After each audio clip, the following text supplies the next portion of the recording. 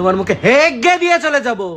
তো বন্ধুরা, সাম্প্রদায়িক 2-3 দিন আগে আপনারা জানতে চেয়েছিলেন যে বিডি ইমরান এবং স্যান্ডি সাহার মধ্যে কি কোলাবোরেশন বা কি এমন ছবি ভাইরাল হয়েছিল যেটাতে প্রচুর বাংলাদেশ এবং ইন্ডিয়াতে তথাকথিত সোশ্যাল মিডিয়াতে একদম পুরো ব্যাপারটা নিয়ে জটিলভাবে দেখা হয়েছিল। তা আসুন আমি পুরো ব্যাপারটা একদম স্মুথলি ক্লিয়ার করে দিচ্ছি।